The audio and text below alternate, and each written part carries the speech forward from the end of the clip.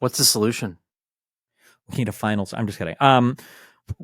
Something there has to be.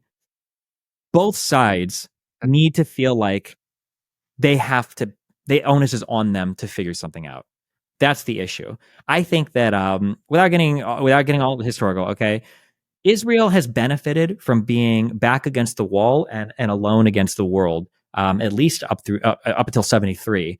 And because of that, they have been very militarily successful and very diplomatically prudent. They have made wise decisions prior to and up to including 67, and then on their own until probably 73. And that's helped them. The Palestinians have never suffered a political defeat ever. The entire world keeps telling them that if they keep fighting and they keep resisting, they can go back to the borders. We call them the 67 borders, but we really mean like the borders like right after 48.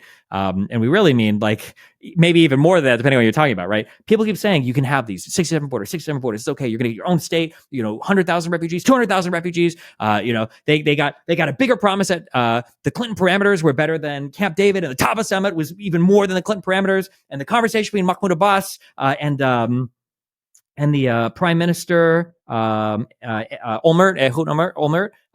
everything is better. Just keep resisting, keep waiting. All these peace plans. If this was the case and you were told this, and you were Palestinian, why the fuck would you ever agree to anything except for everything? You're not going to make a deal. You're not going to agree on anything. You're going to keep kicking the can down the road and wait to see what happens, right? So one, the Palestinians have been mind-fucked by the rest of the world. First, it was by the Arab states, okay? And then they abandoned the Palestinians. And now it's like by Iran and then the rest of the white people in the world. They're mind-fucked into thinking they should fight forever. And then meanwhile, Israel has a far right that is all too happy to entertain the Palestinian delusion. Because if the Palestinians want to keep fighting, well, then fine, we won't have peace, and we'll just kind of, keep moving more people into the West Bank and kind of annexing more territory. And you don't want us to annex territory? Well, why don't we sign the Abraham Accords, which is where those came from, by the way. This was a threat to annex more of the West Bank. So meanwhile, the right-leaning people and the messianic, hallucinogenic fucking Zionists who think they can take all of, Judea and Samaria back are getting what they want. So yeah, it just needs to stop. Okay, Palestinians need to think that they have to fucking figure their shit out.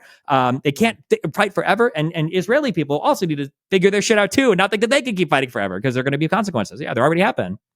Yeah, so they both have to be motivated to come to a solution. Find correct peace or justice. And right now, there's no reason for either side to. Israel is winning. They keep getting more land. They keep annexing more territory. They keep moving in more settlers. And Palestinians have never suffered a true political defeat. They can always look to the 67 borders. Really? Yet some, yeah. What do you mean? They still think. What do you mean defeated? Look at Palestine today. It's not in good shape, right? Yeah, but what are they looking forward to? The 67. They've never. Have you ever heard a Palestinian leader say, "Okay, well, fuck, we've lost a lot. Fine, East Jerusalem, that's off the table. Okay, fine. No more Al-Aqsa, no more Temple Mount, no more Old City. We give that up. You're right. You fucked us on that. Okay, but let's at least no, of course not. They want everything. That's not going to happen. We have to. Yeah." Both sides' expectations are just massively overinflated. Why does wanting everything mean they haven't suffered a political defeat? Because they haven't been forced to. Have you ever heard of a realized gain? You ever do investing?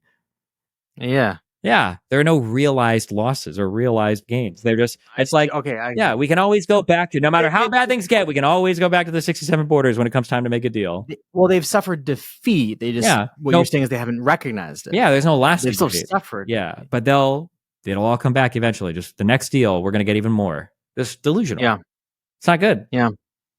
And both sides have to want to find a solution to work.